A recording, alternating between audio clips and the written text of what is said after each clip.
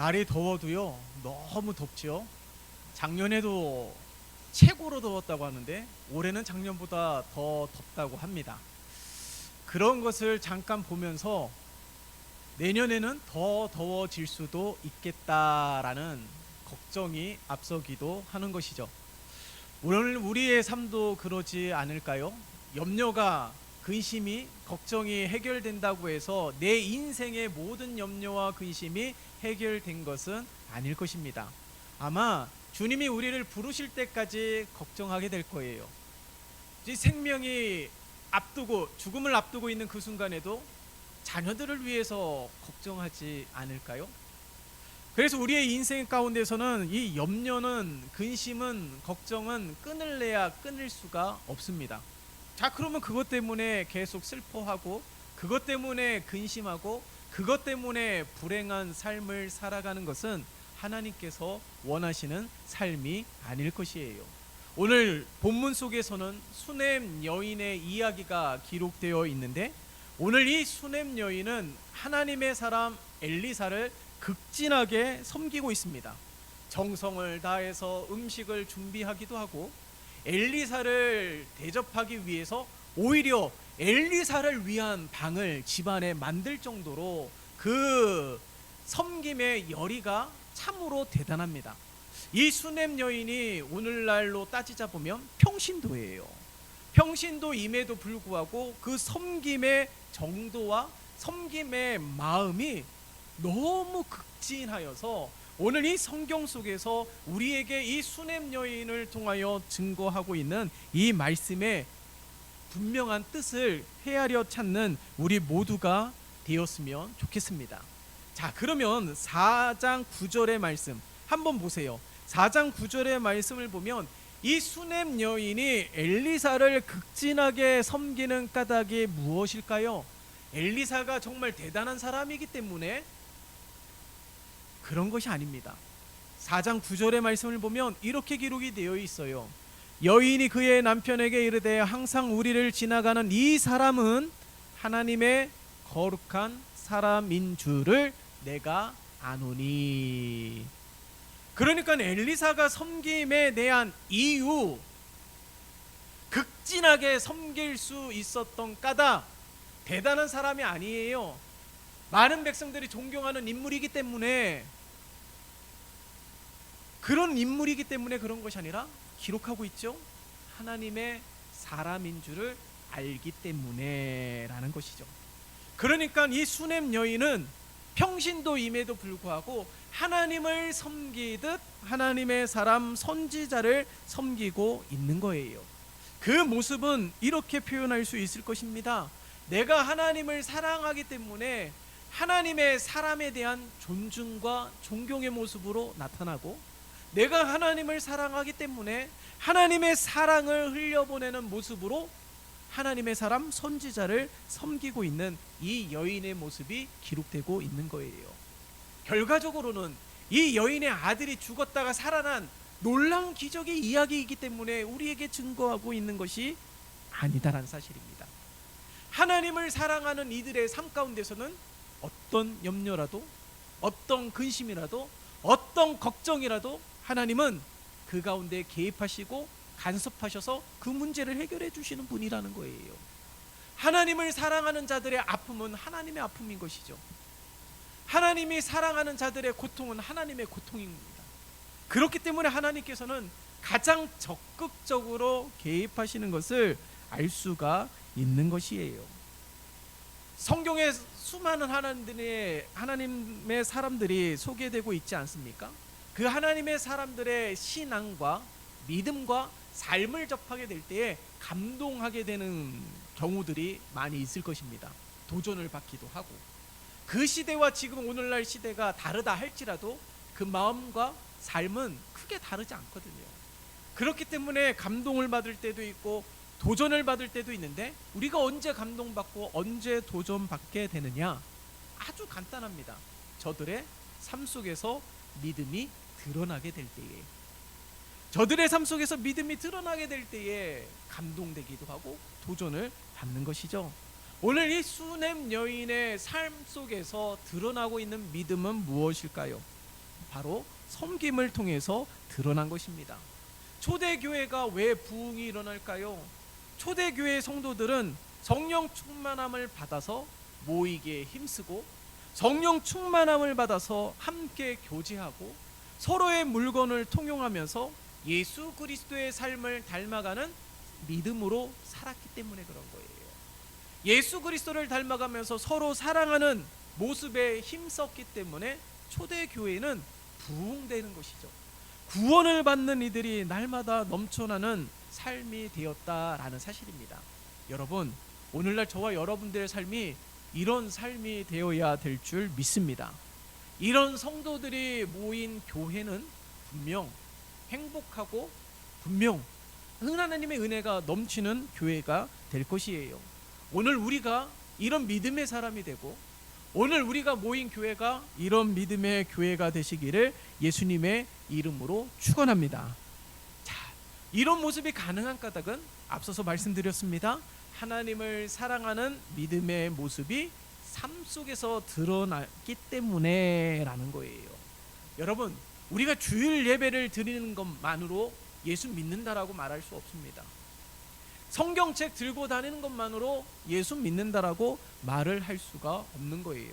예수 믿는다라는 게 무엇이냐면 하나님의 말씀을 듣고 하나님의 말씀을 붙들고 하나님의 말씀에 순종하며 살아가는 것입니다. 온전한 순종으로 살아가는 사람은 아무도 없을 거예요. 그렇지만 그때마다 결단하고 그때마다 내 마음을 돌이키고 하나님이 원하시는 모습으로 다시금 섰을 때, 그리고 그 모습을 유지하며 믿음으로 걸어가고자 하는 애씀이 있을 때, 그게 믿음이에요. 그게 예수 믿는 삶이라는 사실을 우리는 잊으면 안 되는 것이죠. 오늘 수넴 여인은요, 하나님의 말씀을 듣는 것으로 그치지 않았습니다. 하나님의 은혜가 그의 심령과 삶 가운데 넘쳐났기 때문에 그 하나님을 살아가는 모습이 삶 속에 드러났는데, 그 모습이 바로 섬기는 모습으로 드러났다라는 거예요.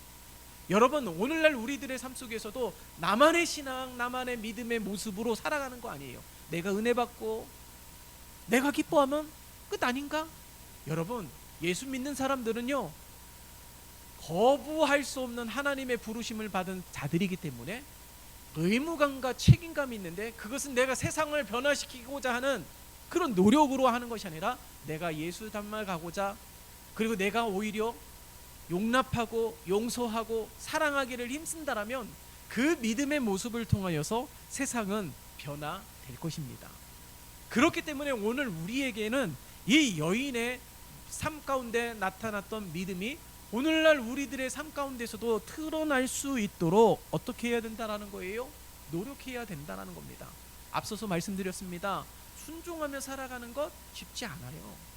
오늘날 우리가 1시간 예배를 드리지만 이 1시간 예배를 내 마음과 뜻과 정성을 다하여 드리는 예배가 될 수 있도록 하는 것도 결단코 쉽지가 않습니다.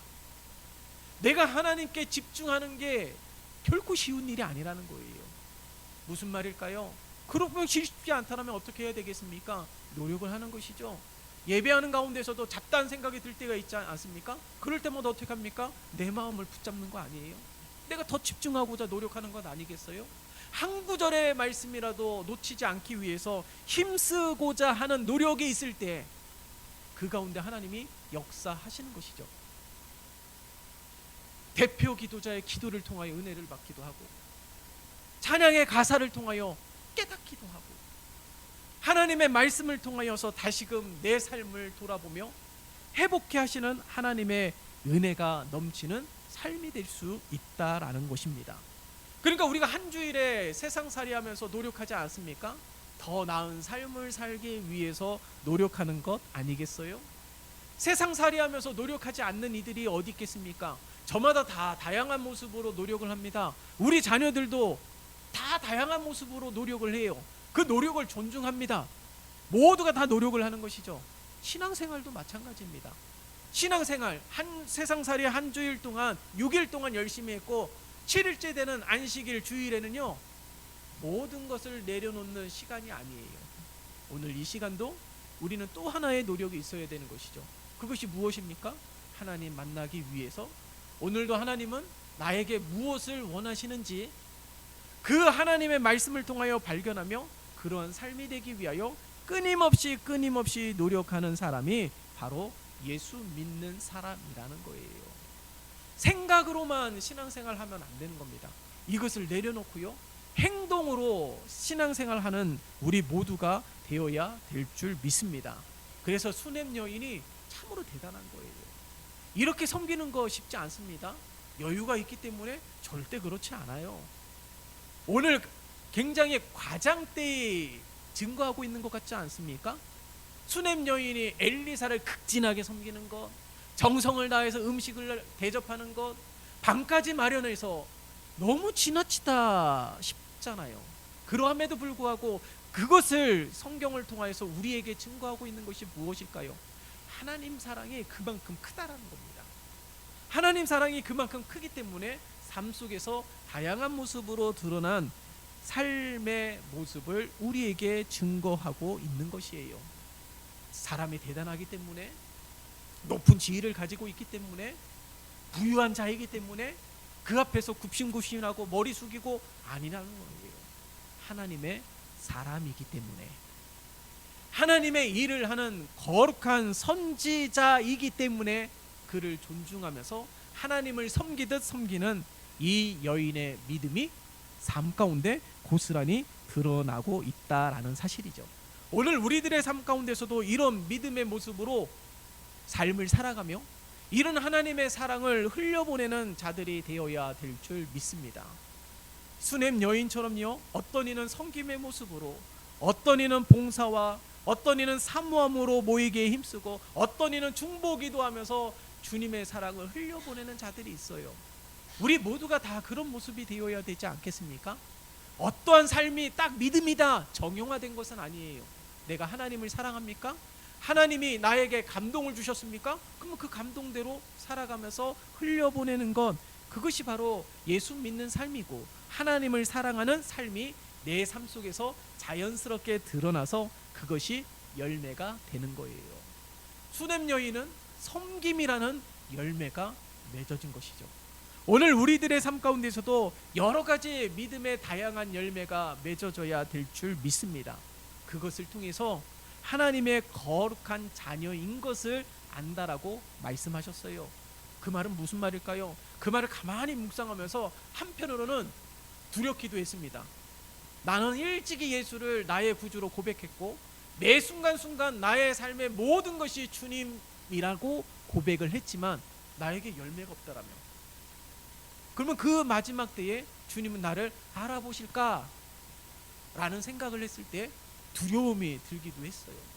여러분, 우리들의 삶 가운데서 맺어지는 믿음의 열매가 무엇일까요? 다양합니다. 성령의 9가지의 열매가 있듯이 그보다 더 다양할 수도 있습니다. 정형화된 것이 아니에요. 이것이 열매다, 이것이 믿음이다, 정형화된 것이 아닙니다. 중요한 것은 내 삶 속에서 하나님을 사랑하면 여러 가지 모습으로 드러나는데 그게 열매가 된다라는 것이죠. 그 열매를 맺는 오늘날 우리들의 삶이 되어야 될 줄 믿습니다. 여러분, 우리는 하나님의 사랑을 받은 자, 그것도 세상에 감당할 수 없는 너무나도 큰 사랑을 받은 자입니다. 그렇다면 그 사랑을 흘려보내는 자가 되어야 된다라는 사실이죠. 그래서 우리가 기도하며 힘써야 될 것은 하나님의 사랑이 드러나는 삶이 될 수 있도록 늘 애써야 되는 것이고 늘 기도해야 되는 거예요. 말씀이 말씀으로만 그치지 아니하도록 수냄 여인처럼 삶 속에 드러나고 수냄 여인처럼 감동케 되는 삶이 오늘날 우리들의 삶이 되어야 될 줄 믿습니다. 여러분, 엘리사를 보세요. 얼마나 극진히 섬김을 받았으면 그것에 감동이 되어서 이 여인에게 묻습니다. 내가 너에게 무엇을 해주기를 원하느냐? 구할 것이 있으면 말하라는 거예요. 그러면 이 수냄 여인은 자신이 원하는 것을 막 말할 것입니다. 그런데 이 수냄 여인의 고백이 13절에 기록이 되어 있어요. 13절에 보면 이 수냄 여인이 어떻게 고백을 합니까? 함께 읽어볼까요? 13절입니다. 시작. 엘리사가 자기 사환에게 이르되 너는 그에게 이르라 내가 이같이 우리를 위하여 세심한 배려를 하는도다. 내가 너를 위하여 무엇을 하랴? 왕에게나 사령관에게 무슨 구할 것이 있느냐 하니 여인이 이르되 나는 내 백성 중에 거주하나이다 하니라. 엘리사가 이때 당시에 사회적으로 상당한 영향력이 있다라는 사실을 알 수가 있죠. 그의 사환 게하시가 물어요. 우리 주인이 원하는 것이 있다라면 말하시오. 내가 주인에게 말해서 관리들에게나 누구에게든지 이야기해서 그 가려운 부분을 긁어줄게요. 답답한 문제를 해결해 줄게요 라고 물었어요. 자, 그렇다면 분명히 행정적으로 사회적으로 문제가 있을 것입니다. 그러함에도 불구하고 그 문제에 대하여 이야기하고 있는 것이 아니라 나는 내 백성 중에 거주하나이다 라고 대답을 했다라는 거예요. 이것이 이 여인의 고백입니다. 우리는 딱 봤을 때 이게 무슨 고백이야 라고 생각이 될 거예요. 근데 내 백성 중에 거주하나이다, 이게 무슨 말이냐면 이 여인이 어떻게 고백을 하고 있는 거냐면 나는 하나님의 백성으로서 하나님의 사랑을 받고 있고 하나님의 사람들에게 사랑을 받고 있기에 나는 부족한 것이 없습니다 라고 말을 하고 있는 것이죠. 오늘 이 여인의 고백을 통해서 우리 행복이 무엇이냐, 지금 행복하느냐 라고 물었을 때에 행복의 기준이 있고 없고의 문제가 아니라는 거예요. 만약에 내가 원하는 것을 얻었다면 행복할까요?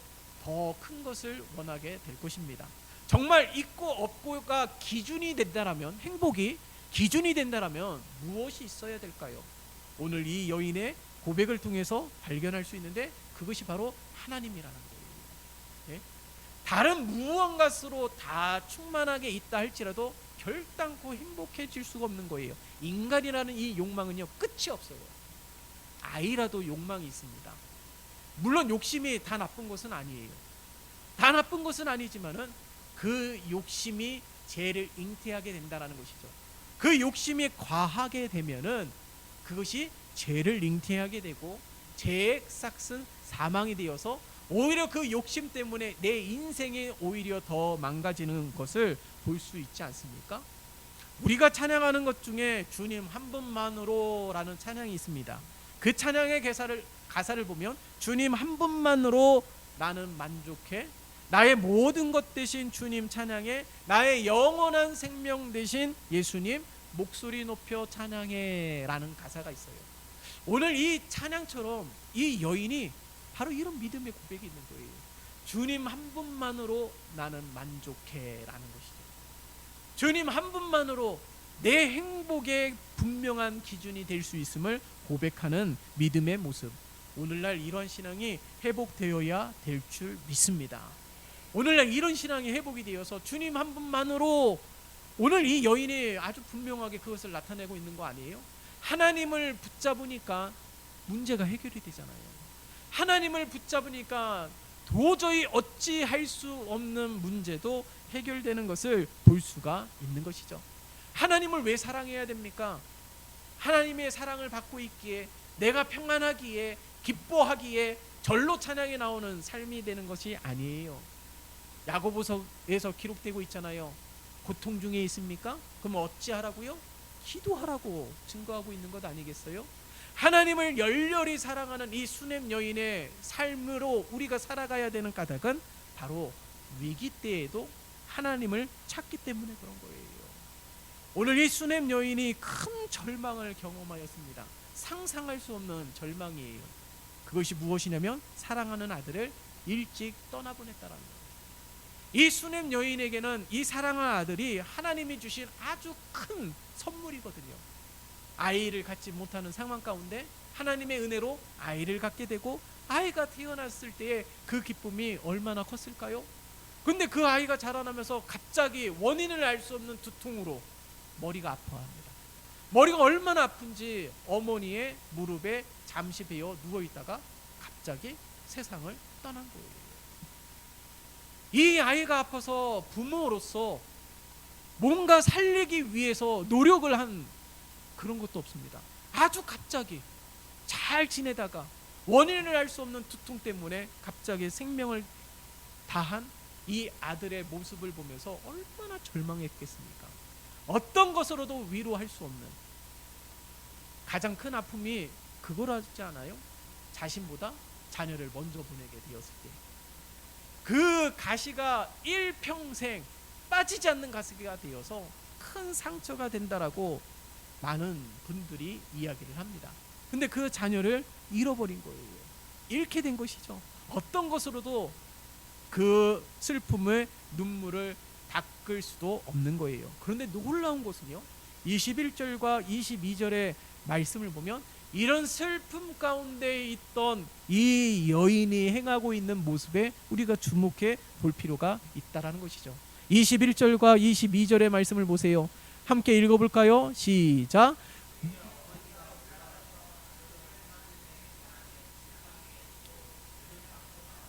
그 남편을 불러 이르되 청하건대 사원 한 명과 나귀 한 마리를 내게로 보내소서. 내가 하나님의 사람에게 달려갔다가 돌아오리이다.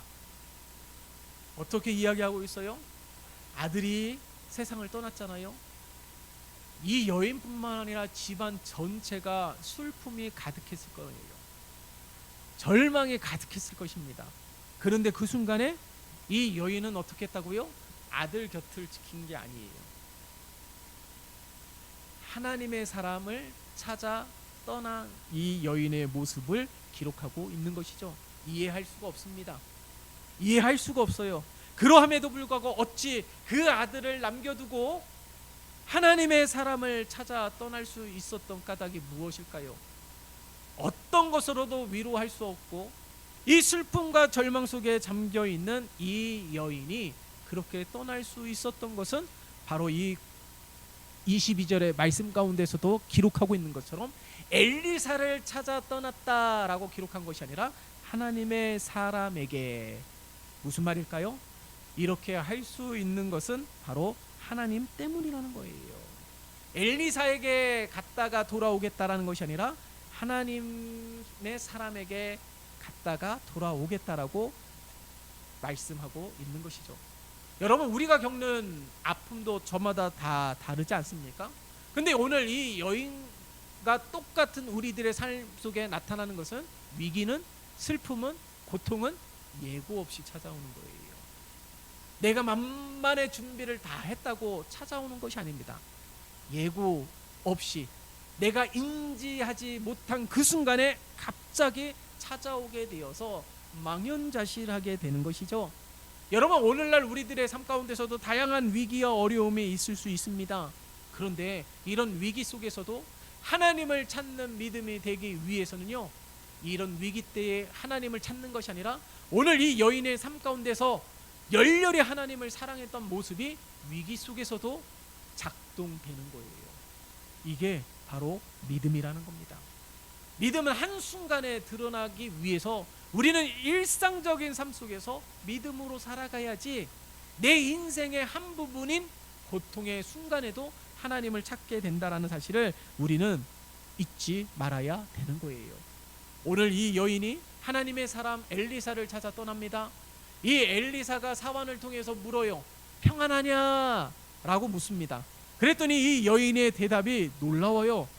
이 평안하냐 했을 때 어떻게 대답할까요? 지금 내가 사랑하는 아들을 잃게 되어서 제 마음이 너무 무너집니다. 너무 슬픕니다. 도와주세요 라고 말할 수 있을 것인데, 평안하냐 물었더니 평안합니다 라고 고백을 하고 있다는 거예요. 이해할 수 없는 고백입니다. 오히려 이렇게 물었을 때 그 참았던 눈물이 터졌을 것인데 평안합니다 라고 대답을 하고, 그제서야 엘리사를 만났을 때에 이 여인의 행동을 보니까 엘리사의 발을 붙잡고 엎드려서 그제서야 눈물을 흘리더라는 거예요. 무슨 말일까요? 염려가 있을 때, 근심이 있을 때, 슬픔이 있을 때 세상을 향하여 눈물을 흘리는 것이 아니라, 사람을 의지하며 눈물을 흘리는 것이 아니라 하나님 앞에 나아가서 자신의 속마음을 다 토해내고 있는 이 여인의 모습을 우리들에게 증거하고 있는 것이죠.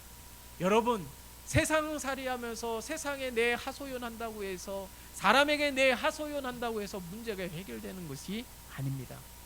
정말 이 슬픔이 기쁨이 되기 위해서 어떻게 해야 되느냐, 오늘 이 여인이 우리들에게 보여주고 있는 거예요. 하나님 앞에 나아가서 다 토해내라는 거예요. 그것이 무엇이든지 간에, 그것이 어떠한 것이든 간에 하나님 앞에 날마다 아뢰게 될 때에 하나님은 그 기도를 반드시 들으시고 응답해 주시는 은혜를 허락해 주실 줄 믿습니다. 이게 바로 믿음이라는 거예요. 오늘 우리가 이렇게 살아가야 될 줄 믿습니다. 안 되면 흉내라도 내야 되는 거예요. 그렇기 때문에 우리가 늘 하나님의 말씀을 들어야 되는 것이고, 정말 위기 때에 이 믿음이 작동할 수 있도록 힘써야 될 줄 믿습니다. 한순간에 되는 것이 아닙니다. 자연스럽게 드러나는 것이 아니에요. 내가 끊임없이 하나님을 사모하고, 내가 끊임없이 하나님을 사랑하게 될 때에 사랑의 모습으로 드러나게 되고, 섬김의 모습으로 드러나게 되고, 헌신의 모습으로 드러나게 되고, 결국에 위기 속에서 하나님을 찾는 믿음으로 드러나게 된다라는 사실이에요. 이스라엘 백성들이 광야에서 마라 앞에서 쓴물 때문에 원망하지 않습니까? 근데 그 순간에 모세는요, 하나님 앞에 기도했다라는 것이죠. 왜요? 이 위기도, 이 고통도 하나님의 계획 가운데 있기 때문에. 왜 그럴까요? 이 문제를 해결해 주실 수 있는 분도 하나님이시기 때문에. 모세는 경험했잖아요.